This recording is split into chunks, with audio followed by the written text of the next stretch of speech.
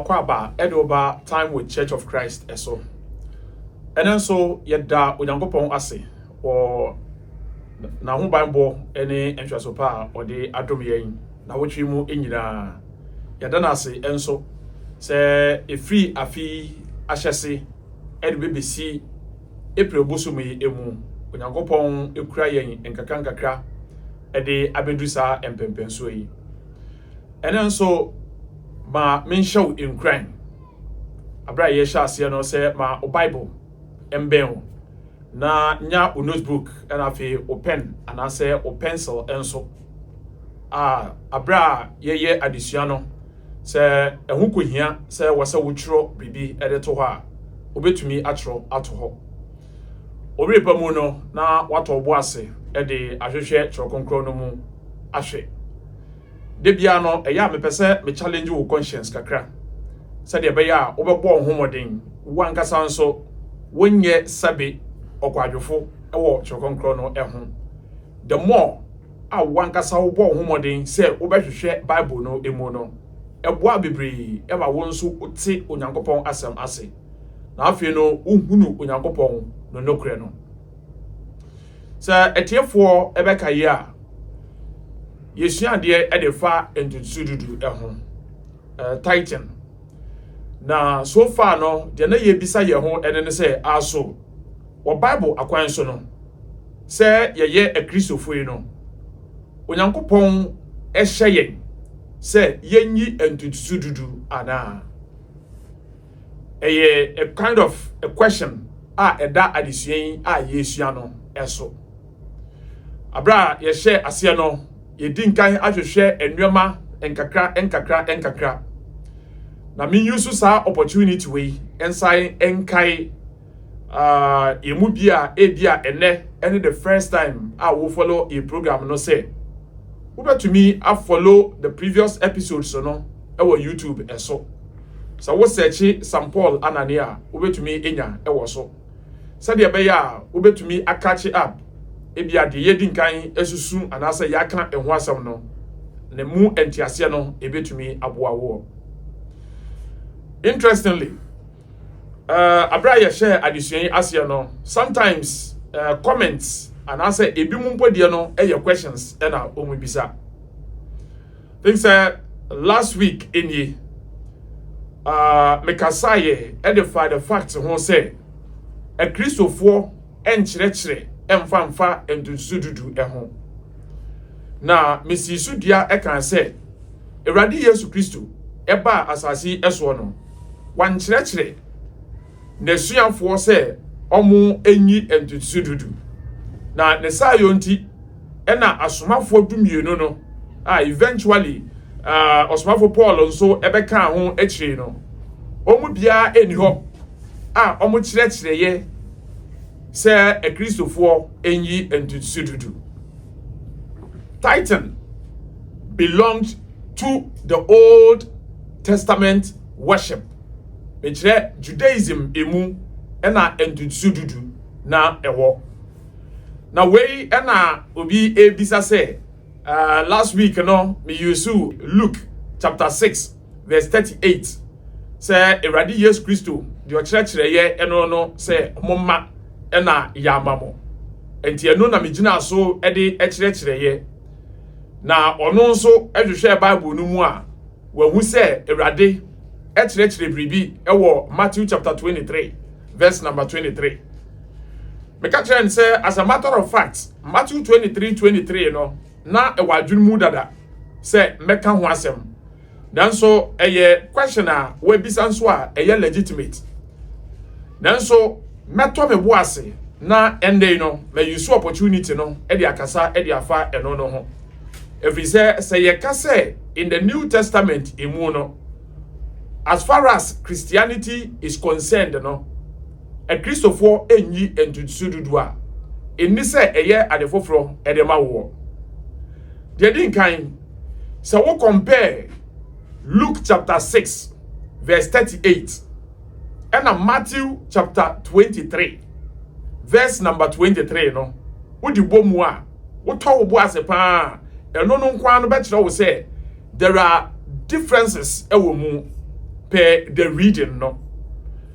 Now for the benefit of obi biara wonso wo follow program we na ye nyina ye betumi asua bibi e de afiri mu enti no me pese me make 2 readings we na ye hwe the background no kakra bi say e bi betumi aboa yen ya de din kan share the book of Matthew chapter 23 verse number 23. Personally no say church ade mu a de ye hunin say asofo ni bebre say wonya ka say in the New Testament emu no ye hu bebi a ye kasa edefa entutu dudu eho say bia e Christopher enyi a asofo ni bi yetumi ko use Matthew chapter 23 verse number 23. Enti me for once ne de anya me wanwa say onua no ebisa sa asem no tie Matthew 23 no asem a ewo ho. That passage in itself no adisua bebre ewo mu a ye nyina no yetumi esua ade ewo ho ma menkenkan eho no na yenhwe the background no kakra. Verse 23 no or say, woe to you, scribes and Pharisees, hypocrites, for you pay tithes of mint and anise and cumin, and have neglected the weightier matters of the law, justice and mercy and faith. These you ought to have done without leaving the others undone. Now, addition Matthew chapter 23 verse 23 no. Me pese ye boa ye ho and I say me boa in this case no na sa what asia. Wo hye asia e di free verse 1 no ankasa no a ebie emfoni no eni so e di kire oyi pa. Matthew 23 e free verse 1 e di eba no tie agenkan no.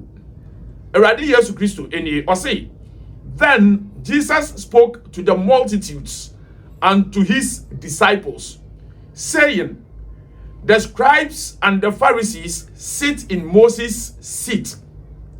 Therefore, whatever they tell you to observe, that observe and do. But do not do according to their works, for they say and do not do. Verse 4. For they bind heavy burdens hard to bear and lay them on men's shoulders, but they themselves will not move them with one of their fingers. Eradi Yesu Kristo ena oni nipakuo bebre ehyiemu. Ena eradi kasa kire nipadodo ana omo ehyiemu ana ono adesuafo eka ho no. Ti asem ni yo. Kristo kire wo mo se atwerefo no any Pharisee fo no omote Moses ne kwanwa mu. Omote Moses ekwanwa mu enti no. The radius Christo person say they have an authority. And yes, they have an authority to be there. At Refuano and show Muhakeke and Omodia. Now, so because of that authority, no, Omuo enti. A radius Christo say, Assembiara Omubeka, Ediache Muono, Muntie Namunye. So, or say, observe that and do it. And I say, Nanso, Omunyuma, Edie, Munshe ye, Ena, Mwanye, Omunyuma, and as a Mwansia, Omunyuma no Edi. Omunyuma no, Omuka, Nanso, Omunye. Inte Radi Yesu Kristo, Adia Orche, and then say, Pharisees, no, Ena, scribes, no, Omutre, Moses, Emranu, Emu. Ade kire Jew for no. Until Radi Yesu Kristo say, Mamu Musa nyoma enimtia. He was teaching them on the need. Say, Oma to me edi nidie, edi amadi nidie, ese no. Until the okano, the Oma kan edi kira mo no muntie na monye. And Radi Yesu Kristo say, now so Omo ni yo edie, mamu nsua. Omo ni yo no, the Radi Yesu Kristo kire nesuafo no ene say they were hypocrites. omo kyerɛkyerɛ virtue omo kyerɛkyerɛ enwoma a enka ye nwoma papa nanso obɛdane wani no na ade enye saa enwoma no na omo practice. So they preach virtue and then they themselves they practice vice.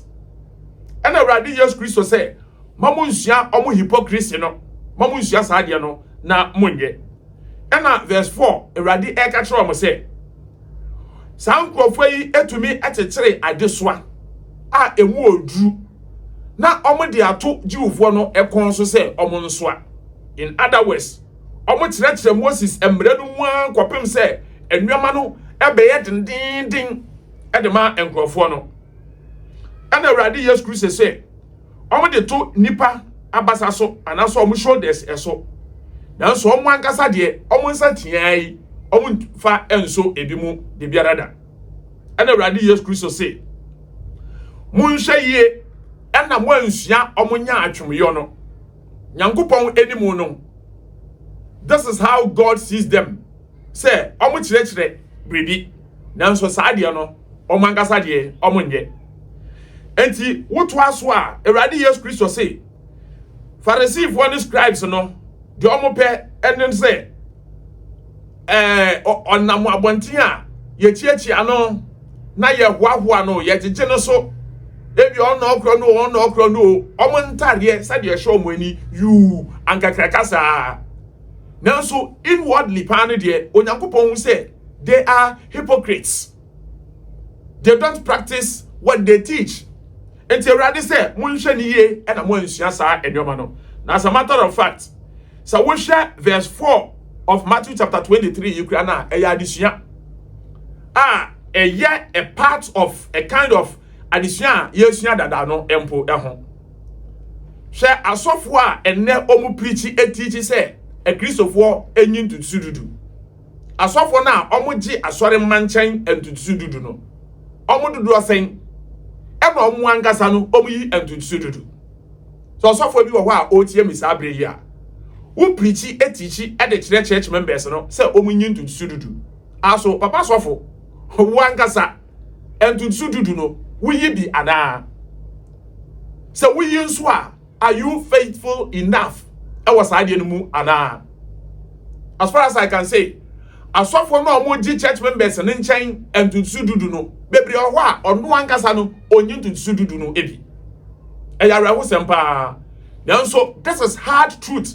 we say uno Awurade Jesus Christ say onim saa nyoma ni nyina e na oka e de kire nesuafo no say munhwe yie e na mo anye saa enyoma no e na Kristo etoko so e kire yes throughout that chapter no nti obedu verse 23 no wedin kan akeka no me ehon nsem say all kind English na say ye ka kire o say wo e kire say mundue ana say due ade ada ho no enya positive na mmom no it is rather in the negative way and a year use no Awurade Jesus Christo wo sa verse 15 woe to you scribes and Pharisees, hypocrites, for you travel land and sea to win one proselyte, and when he is won you make him twice as much as a son of hell as yourself.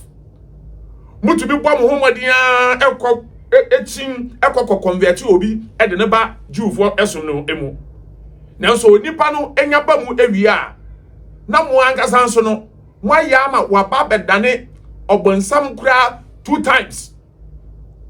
Afei de we free the tibia nanka eye papa no emu. And afei de waba to a very worst state. Enti Kristo akeka saa enwoma nyina ne nyina eye wo enkwa.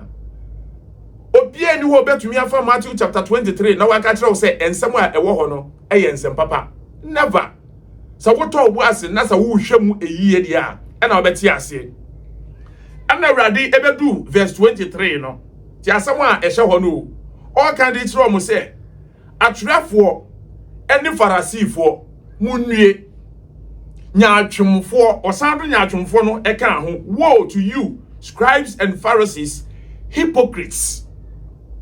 And I say muyi enwema wei ɔse mint anise ɛna coming saa nneɛma nyinaa no ɛyɛ nneɛma a yɛdua ɛno nso mpo ɛyɛ another school of thought saa deɛ wei mpo ɛsan so ɛkyerɛ wo sɛ tithes anase entutu dudu enye sika da Awurade Yesu Kristo nanum asɛm eni o enwema nkrofo yi eyi so entutu dudu nu enyina no Kristo Yesu sɛ ɛyɛ efuo mu enwema yedua odofo a wotie me enti Awurade se munwie mo atrefo ene Farisifo nyaatwemfo you pay tithe of mint and anise and cumin and have neglected the weightier matters of the law, namely justice, mercy, and faith. Awurade Yesu Kristo say, muyi enwema etiti say ni nyina eso entutu dudu.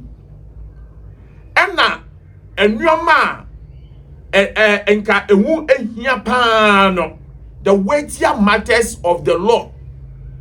Emransam no mu enwema nka esombo a Onyankopɔn akyerɛkyerɛ senka mundi so anasa mumfa bɔ mo bra no moagya eno no e de ato nkyɛn ɛna mu de mu concentration ni nyinaa no ɛyɛ tight ɛna ɔse enwema nka esombo paa tio Awurade Yesu Kristo ɛkyerɛ ɔmo sɛ law no mu empo no yawo ebi wɔ hɔ a ensɛm a ɛwɔ mu no eno ɛna esombo ankasa enti pe de Awurade Yesu Kristo ɛkan no enka entutu dudu mpo de ɛda fam kra entutu dudu it has no weight in comparison to faith, to mercy, and to justice. Kristo si de wonhia pa no de mo de ato nkyɛn ɛna sabe de wonhia no ɛno ɛna mo de mo concentrate ɛwɔ so ɛna tight ɔsi Onyankopɔn si ɛwɔ sɛ mo concentrate ɛwɔ pɛpɛyɛ ɛho anase pɛyɛ ɛho ɔsi ɔpɛ attention that is justice ɛna afenu gidie faith gidie efre Awurade Yesu Kristo mu nso ɛna ɛba ne nsɛm a yɛka ɛde kyerɛ onipa ɛna onya Kristo Yesu anaso Onyankopɔn emu gidie ɔsi saa nneɛma wei ɛna nka ɛwɔ sɛ mwani mwadwene ɛne mwakoma edi ekyire pa ɔsi these you ought to have done without leaving the others undone. Nti awom se amoyi muntutu sududu de it is okay. After all, Awurade Yesu Kristo, Galatians chapter 4, verse 4, ede ba no, ne nyina akire yen se yawo no ewo emra na ase. Enti Kristo Yesu atiase no, ono ankasa no, he was confined under the law. Wan say emra no enumpo eka ho ena Awurade Yesu Kristo, yehu ne se obi a wanya bone efisa bra otiasase eso no. Moses emra no wan say no ochirachire enkrofo no se mo de muyi saa ade no that is okay nanso enka enisa mubu mwani edigu enwema bia Onyankopon enimo no edimu papa no enisa enka mubu mwani edigu saa enwema no so enti Matthew chapter 23 verse 23 no it was not say Jesus chire say munkoyi entutusududu. He was rebuking the ways na Pharisee and scribes no na omo handle Onyankopon asem no enoma ehye ho eno no na what you compare Luke chapter 6 verse 38 Ubatumi atro Matthew 23 no e de ato ho my explaining we no ewie no what the owopa ye wi a sanking kan biom. However, so what they be compare Luke chapter 6 verse 38 now. Luke 6:38 idea wo ho no eye so instructive. Awurade Yesu Kristo say, give and it shall be given unto you. Condition en she ho. This is a positive statement I Awurade emeki edichire onipa o chire wo mo. O say momma ena yamamo. Ena osan chire wo mo say susukruwa wo de ebema no sara ena Onyankopon ebehwe so a ode bema wo back Nti over there no, instructive. Christ was giving an instruction on the need to give. Unlike Matthew chapter 23, verse 23, Eradi Jesus Christo, pronouncing woes on the scribes and the Pharisees. There is two major difference. As a matter of fact, Eradi Jesus Christo, as part of his ministry, he taught about giving. Now, not only did he teach about this, he lived by it. Christo Yesu, apart from say ochire nipa say omma onu ankasa osanso enkrofo ema no. If he say na wa chire enti enkrofo nso ema no a osanso egiye. Ma me nchira ade kakra bi e wa ha. Abraham Jesus Christo tiase no throughout his life wanju obi anchai entutu dudu.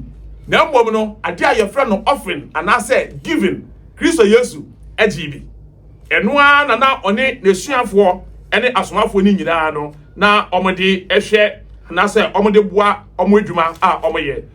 The book of Mark chapter 12 verse 41 ede eba no. Mark chapter 12 verse 41 menkenkan ntem so na memfa menchiro. Or say now Jesus sat opposite the treasury and saw how the people put money into the treasury. Mama refi tithe na nya money. It is only given and as an offering and na nya money. Into catch say Jesus sat opposite the treasury and saw how the people put money into the treasury, and many who were rich put in much. Then one poor widow came and threw in 2 mites, which make a quadrans.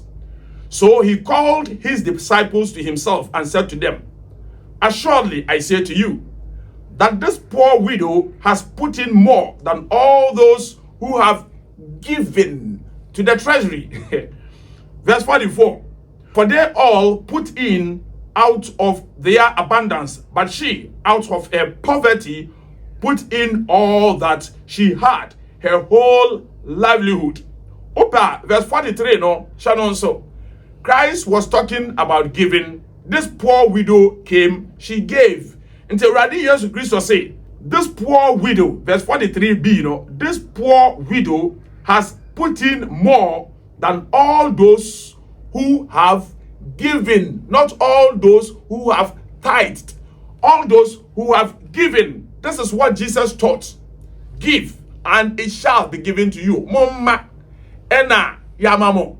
Mame ne baye, obabe maya, Eradi Jesus Christo, ebona baso say, Mame no, ena waye de eso mi Christo, meni, papa, na say, eso, unyankopon eni, papa. Enti, de Christo Yesu, etre yano, ebrebi esu yanso a, Christo etnasi, na enkrofo, Abraham Christo watre ewie no, na enkrofo, etumi ebeyi entoboa, edeboa, ema Christo Yesu, ni ministry no, ekoso. Bible no mu uhu bebi a Eradi Yesu Christo eji obi nchai entutu dudu. Never. Wanya sadie no. Nanso ye hunu bebi a na Eradi Yesu Christo oje entoboa edifri enkrofo enchen. Na ende midifri ha no. So the book of John. Na mentwe wadwene emfenjina so. John chapter 12. Every verse 1, edibesi verse 6 no. Se me mawo eho story no. Anasa me bɔ no tofa kakra bi e de a kire wo a. Bible edi adanse pefe se Kristo Yesu one na asomafo no ekọ na omoba no na omoje entoboa na omoje entoboa to the extent say it was Judas Iscariot onna na entoboa no na okuta onyankopon ma wunti ase Kristo Yesu anje obi nche entutu dudu oje oma nkrofo ema omoje. Now, it was Judas Iscariot who was even the treasurer of our Lord Jesus Christ. Every verse 1, Edebano, John chapter 12. Then 6 days before the Passover, Jesus came to Bethany, where Lazarus was, who had been dead, whom he had raised from the dead. Or say, there they made him a supper, and Martha served, but Lazarus was one of those who sat at the table with him. Then Mary took a pound of very costly oil of spikenard, anointed the feet of Jesus, and wiped his feet with her hair. And the house was filled with fragrance of the oil. Verse 4. But one of his disciples, Judas Iscariot, Simon's son, who would betray him, said, why was this oil not sold for 300 denarii and given to the poor? Verse 6. This he said, not that he cared for the poor, but because he was a thief and had the money box, and he used to take what was put in. Other for would hear me. Christo Yesu, ene asomafo no, enam no enyina no. Asomafo dumienu a oyi wom no, oyi Judas to be the treasurer. Judas na okuta omusika boto no, bebia omobekọ ankofo ebeyi entobo bia no. Na omuji a na Judas ena ne ekura no, the most trusted person amongst the apostles. Sa no your kromfo. But the point I'm person me make it and then say, Ewurade Yesu Kristo, dia otiti ye no, enwa na olivi by. He lived by what he taught. He preached about giving and he received giving, and that's a contribution. Na enkrofo ede ma no enyina no na omoji. And mind you, na eyesika. Compared to the issue of tithing no, tithes na enyesika. Odofo tithe na ye aduane. No Nyankopon so ekire bebia na omde ekro. Tithe enye sika da e Bible emu. Entoboa anase oma ena yeyi a eye sika. Odofo ende ye bre no aso. Eye Awurade ne penase next week no ye ba. Metrao de asomafo no ekire ye. Abre Awurade Yesu Kristo ewuo. Yesie no wasori na afe no okosoro no. Kristosum ehye ase no. Kwan a Kristofo efa so edinya sika edeboa Onyankopon adwuma ema ne koso. Na only Bible eba be ya adwene se o Kristo ni biara eni ho a okire ye edefa ayi entutududu eho. Enne se obi ji wo nchen entutududu ya odafo eye kro no na obo wo Onyankopon edimo. Christians are not under any obligation to give or to pay tithes. When you are giving out tithes, and I say you're giving out money as tithe, yeah, you're doing that at your own peril. Study to show thyself approved unto God as a workman that does not need to be ashamed, rightly dividing the word of truth. 2 Timothy chapter 2, verse number 15. So nyadaja kwasra Church of Christ ebeo. Now ni ensum embom ebeye ndije sembebri e dia mawo. Wo asem bi se bia ohwa afabra. Aye krado se ne obehwe Onyankopon asem emu. Osu be wono kre no e ma no kre no ama waye odehye. Medin e de St. Paul anade. E Onyankopon ne pa aye na wo je se ende. Bye bye.